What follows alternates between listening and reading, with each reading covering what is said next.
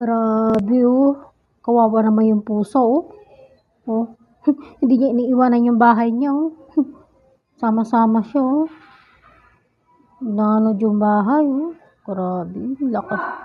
Buong araw na nag-ulan, ganyan nangyari. Daming lubog na lugar Metro Manila. Buong mga mababang lugar, kawawa oh. Hindi niya iniiwanan yung bahay niya oh. Nasaan na kayo nakatira dyan?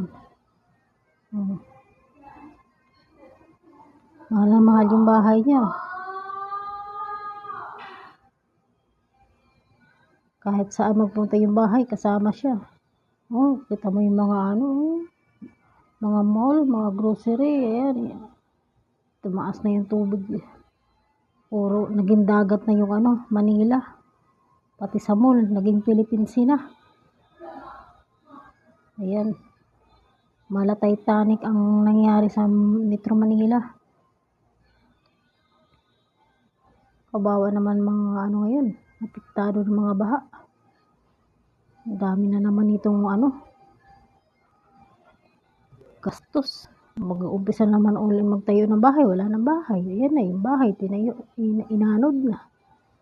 Laking nito. Laking nawalang kabuhayan.